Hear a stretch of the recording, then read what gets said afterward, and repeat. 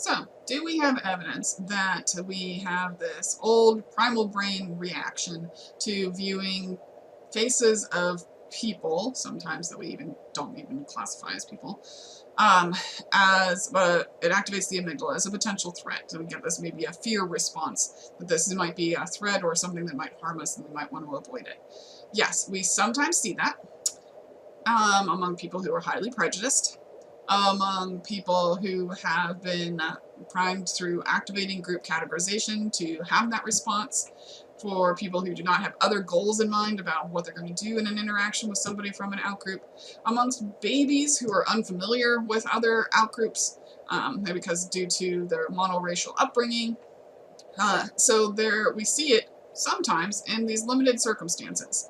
But we also see that there are all sorts of circumstances in which you do not see amygdala reactivity, and you see instead a lot of other activity going on in the brain. So where we might have this old wiring that was built in to, protect us early on when our early tribes and our early groups where outgroups were potentially a threat or an invading tribe, or we had to be cautious about that which we were unfamiliar.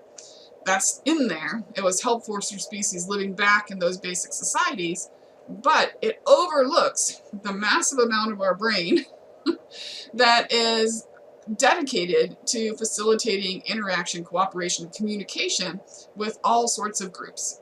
And so to say that our brain is hardwired for bias means that you're really only focusing on old wiring in old parts of the brain and ignoring what we know from social brain research makes up 80% of the human brain. So with each step in our evolution, as the demands of social interaction grew, our groups grew, and the need for cooperation and collaboration grew, making us the super cooperators that we are today, so too did we get this neocortex, which developed to provide mechanisms to help us go, you know what, that amygdala response, that seems a little over the top. Or to go, you have that old wiring going, hey, I'm afraid of something unfamiliar, maybe you need to calm that down.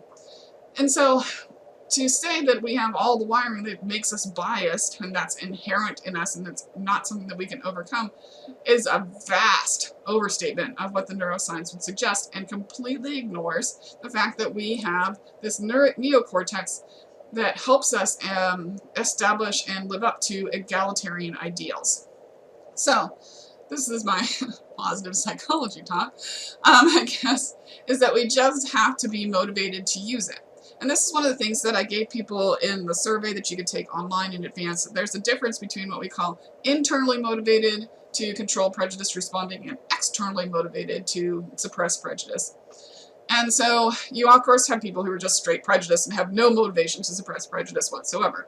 But then you also have a differentiation between those people who are externally motivated to suppress it, and those are people who just are saying things or trying to behave in a particular way because they don't want anyone to call them racist. They don't want to look bad. They're externally motivated because they're afraid of censure coming from the outside about any reactions where any behavior that might engage in that could be labeled racist or biased or sexist or homophobic or anything like that. And so the people who are externally motivated are what we call low-key sort of aversive racist. They're trying to hide it, trying just to not appear racist. So it's all about appearances and about, maintaining a positive self-image. Versus those who are internally motivated to control prejudice responding are people for whom egalitarian values are an intrinsic part of the self, and they aren't necessarily fearing censure from the outside about making a misstep or a slip-up or saying something that they really didn't mean or saying something that they shouldn't have because who knows why. But they are internally motivated because it's important to them to treat people fairly and to be egalitarian in their approach to all different groups. And often they're people who have empathy for everybody. They consider everybody part of a human group. So even though we can recognize that people are of different groups, we're all still have commonalities that we can share. And so there's a strong difference between how internally motivated and externally motivated people respond whenever they encounter a slip-up. And so in this research that was done by Amodio and then subsequent research by Krendel and all, what they do is put people in situations where they're going to make a mistake. Okay, and so then they examine what parts of the brain kick in whenever you do or say something racist, or that could be interpreted as racist. How does your brain respond? Among people who are externally motivated to control prejudice responding, whenever they're told that they might have done something racist or did something that came off as biased, then the parts of the brain associated with the self that are about how your self is being judged, so the dorsal medial prefrontal cortex gets activated, they get really defensive, and then it actually makes them go into this backfire response where they become more and more self-conscious about how it is that they're being judged and how they're responding and how they're acting, which takes up a whole lot of cognitive resources and prevents them from then actually controlling that response. And so it makes them so uncomfortable that they avoid future interactions with outgroup members. And when their amygdala is activated, it's not necessarily because they perceive the outgroup as a threat like highly prejudiced people do, but that they perceive this potential interaction as a threat to their positive view of themselves. So that's for externally motivated. But for internally motivated people, for whom treating people fairly is a highly valued goal, a moral value, they don't show the same backfire response. That they don't show that they then become more biased once when called out on being biased. Instead, what they see in these situations, and let me just show you what the situation we're talking about. So this is what Amodio did in his research. So he'd have people going through this task where they'd be shown a little fuzzy screen, little noise screen that they call it, and then they would have an outgroup face, so like a black face versus a white face, flashed at the subconscious level, so people weren't necessarily aware that they had seen a black face or a white face. And then they would be shown a picture of a tool or a gun or a weapon of some other sort, a knife, and then it would go back to a mask again. And so they were told that this was a sorting task, that all they had to do was identify whether they'd seen a tool or a weapon, a tool or a weapon, a tool or a weapon, a tool or a weapon, or a tool or a gun, or a tool or a gun. And because of our society's automatic associations between African American men and criminal behavior, people are more likely to make slip-ups and make mistakes whenever they had been primed with a black face as opposed to a white face. So that means whenever they would make more mistakes identifying a wrench as a weapon as opposed to a tool whenever they'd subconsciously been exposed to a black face. And so then in his research, he would tell people about this. A lot of people make this mistake, right? That whenever they were primed with a blackface, they'd be more likely to accurately identify a gun as a gun, really quick on the reflex, and have a high rate of making errors and labeling a tool as a weapon. So he would give them feedback about it, and if they were internally motivated to control prejudice responding, then what he saw in their neocortex after they were given feedback, making this quick reaction time decision, that their parts of their brain that would be activated with the subsequent task was areas in the neocortex associated with higher levels of self-control. So it wasn't about self-consciousness and whether or not my self-worth is being damaged by this interaction. It's about how do I now regulate these responses in order to correct it in the future. And so in particular, we saw activation in the dorsolateral prefrontal cortex instead of the dorsal medial prefrontal cortex. If you remember from the lecture that I gave last about what parts of people's brain activate whenever they have strong values threatened. So that dorsolateral prefrontal cortex is involved in decision making. But it's where individuals, when they have to make moral decisions, like how to distribute limited resources, that section of the brain is activated. It's where we're weighing these costs and benefits of alternative choices. So weighing, well, if I do this, then what's that going to mean? And if I do this, what's this going to mean? And in particular, it is important to showing a preference towards making what is an actually equitable decision. And so it suppresses the areas of the brain that are invested in making what is the optimal decision for me, and instead motivates us towards making an optimal decision for all. And so this is one of the reasons that in Krendel's research they showed it was particularly active whenever you're making decisions about processing information about marginalized individuals and the allocation of resources and decision making with regard to groups that you realize are marginalized or stigmatized. So that was super, I mean, to me, that's super hopeful that you have a part of your brain that is motivated, if you are motivated, to be egalitarian, that enables you to do that. Further, there was no rebound effect, not like there was for externally motivated people or highly prejudiced people whenever they are called out on having made a mistake or a slip up or something that could be interpreted as biased, that they instead, the internally motivated people show activation in that area of the brain that we know is called the dorsal anterior cingulate cortex, which is where we know that's that error detection center of our brain. So again, it's not this part of the brain where we're going, well, we've made a mistake and it makes us look bad and we're super self-conscious now about how we're being judged. This is just the part of the brain that's always monitoring as to whether or not we are off course from our goals. It's part of what's activated when we're experiencing cognitive dissonance. It's whenever we realize that, you know, a script that we were enacting has gotten disrupted, and so it alerts us that, hey, we need to reenact controlled processing of the brain, get off of our automatic pilot, and maybe do something to course correct. And so it helps us then to refocus on a goal and helps us to then take a new approach to getting to our goal, which might be our goal then to be egalitarian and to be fair, and then makes us approach instead of avoid, because we often have, you know, fight or flight responses, fight being an approach response and flight being an avoidance response. It's really better talked about instead of fight or flight as approach versus avoid a problem.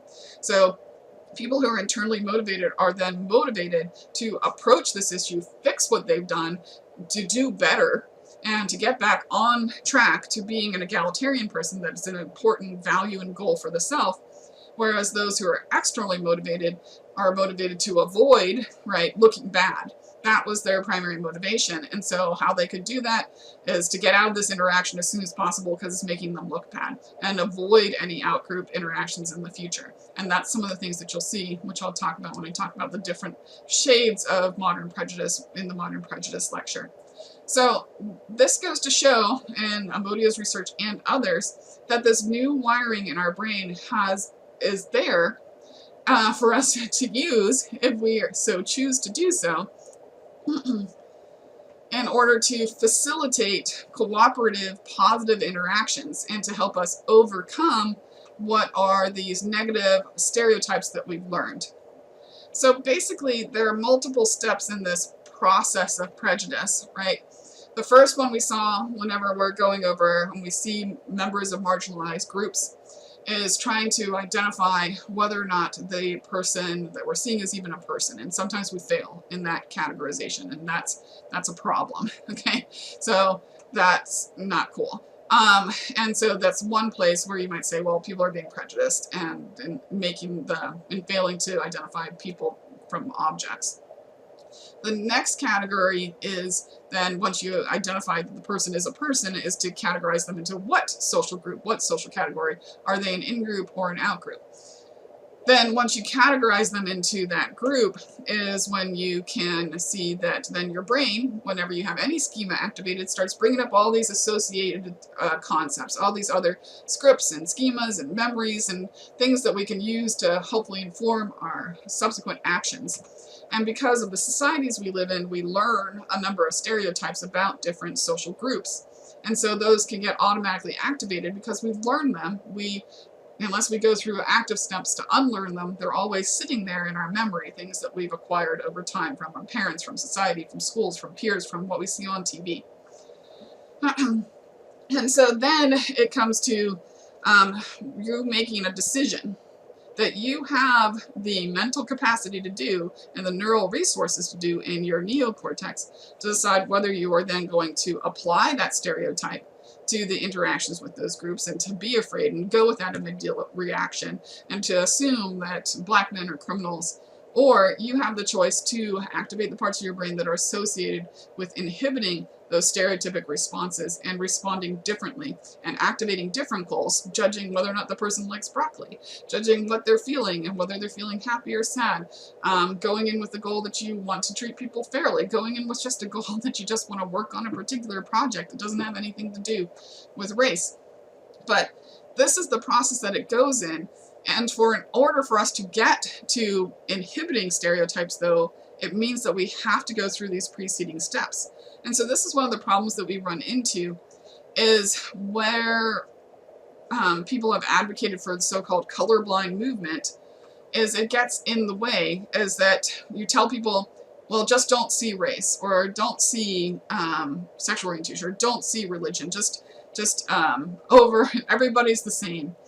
And while that had some laudable ideals at the beginning, that, you know, we do want to treat everybody equally, well, it doesn't necessarily mean that you ignore what groups they belong to, because you actually have to identify the groups they belong to acknowledge what stereotypes you've learned about them in order to be able to inhibit those stereotypes. Because if you stop yourself at the categorization process and try and prevent yourself from categorizing people into groups, which is inevitable, it's unconscious, you're really trying to put a skip in the record of your brain, okay?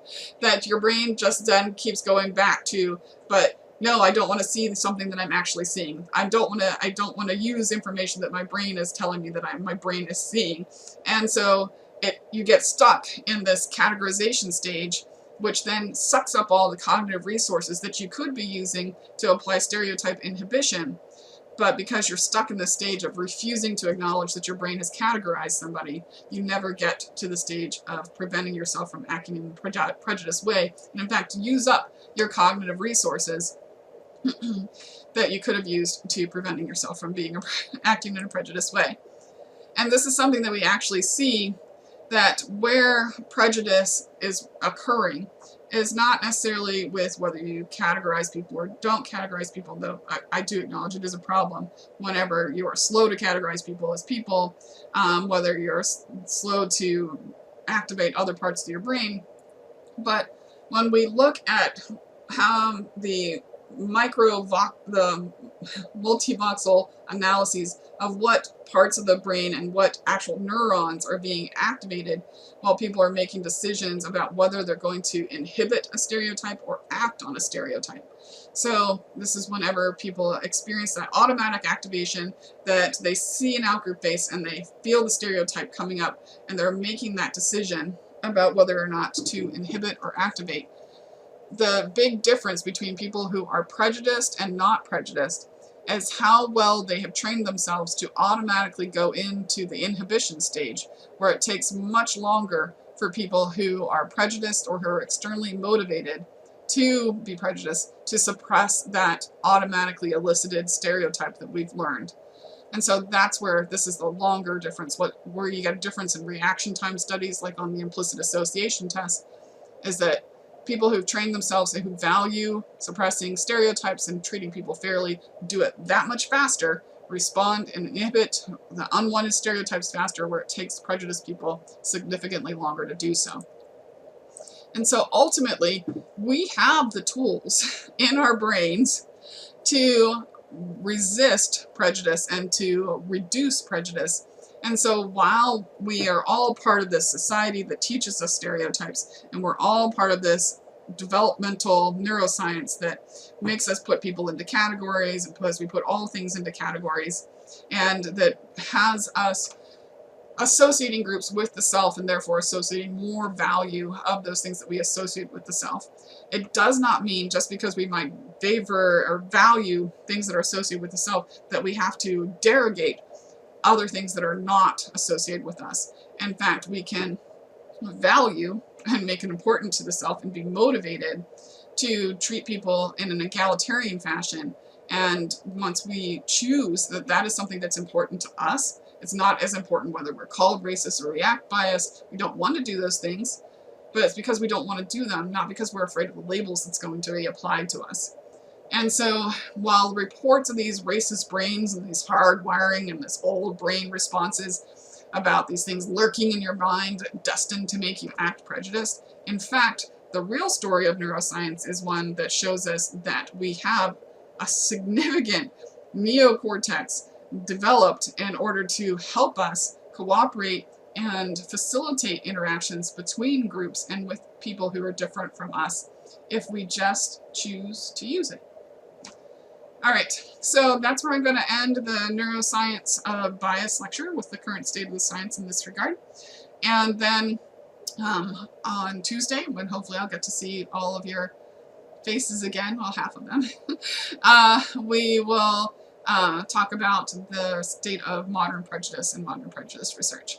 And for that one, I've got 2 little primer videos about replication and extension of that original Clark and Clark doll study, which I'll ask that you watch beforehand. But also, please do watch the Brown Eye, Blue Eyes video. Okay? All right. Thank you. I'll talk to you all later.